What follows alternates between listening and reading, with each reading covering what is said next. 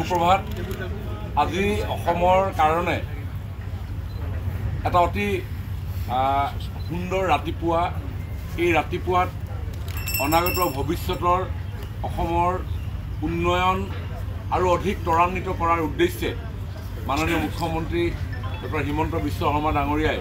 যি সপোনেৰে আগবাঢ়িছে সেই সপোন বাস্তৱ কৰিবৰ কাৰণে যেন আৰু এটা খোজ আমি আগবঢ়ালোঁ কাৰণ অহা 25 আৰু 26 ফেব্ৰুৱাৰী তাৰিখে অসমত এডভান্টেজ আসাম 2.0 অনুষ্ঠিত হ'ব মূলতঃ অসমখনত ঔদ্যোগিকৰণৰ এক বাতাবৰণ নিৰ্মাণ কৰাৰ কাৰণে দেশ বিদেশৰ বিভিন্ন বিনিয়োগকাৰীৰ ইয়াত সন্মিলন অনুষ্ঠিত হ'ব সমাৱেশ অনুষ্ঠিত হ'ব বিভিন্ন দেশৰ প্ৰতিনিধিসকল উপস্থিত থাকিব আৰু সমান্তৰালভাৱে আমাৰ দেশৰো মাননীয় প্ৰধানমন্ত্ৰী যশস্বী অংশগ্ৰহণেৰে এই সন্মিলন আৰম্ভ হৈ নিশ্চিতভাৱে আমাৰ দেশৰ বহুকেইগৰাকী কেন্দ্ৰীয় মন্ত্ৰী বহু বিভাগৰ উচ্চপদস্থ বিষয়া আৰু আমাৰ গভৰ্ণমেণ্ট আণ্ডাৰটেকিং বহু প্ৰতিষ্ঠানৰ মুৰব্বীসকলৰ অংশগ্ৰহণে আগন্তুক দিনত অসমত এক ঔদ্যোগিক বাতাবৰণ নিৰ্মাণ কৰি অসমৰ অৰ্থনীতিৰ লগতে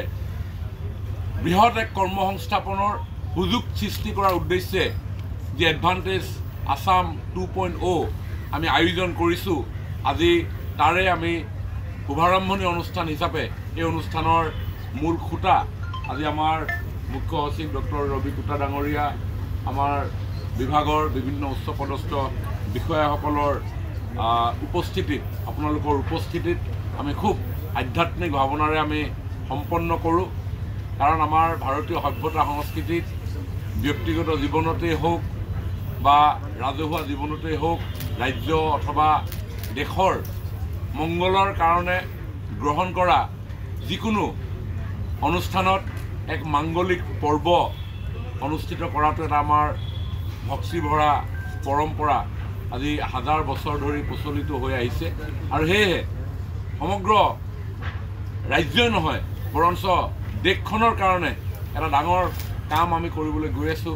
অহা 25 আৰু 26 তাৰিখে গতিকে এই বৃহৎ কাৰ্যসূচী যাতে সফলভাৱে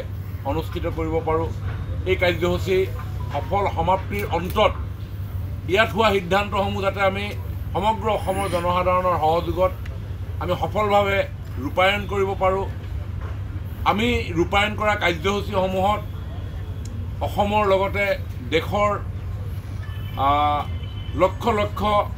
যুৱ প্ৰজন্মই তেওঁলোকৰ সপোন বাস্তৱ ৰূপ দিয়াৰ ক্ষেত্ৰত যাতে ইয়াত তেওঁলোকে সহযোগ কৰিব পাৰে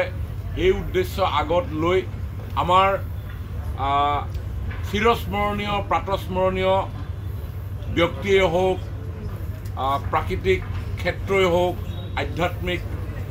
অনুষ্ঠান প্ৰতিষ্ঠানেই হওক সকলোকে স্মৰণ কৰি আজি আমি এই লাই খুঁটা আজি আমি স্থাপন কৰিছোঁ যিকোনো খবৰৰ বাবে যোগাযোগ কৰক 7099017330 লগতে 7099017110 নম্বৰত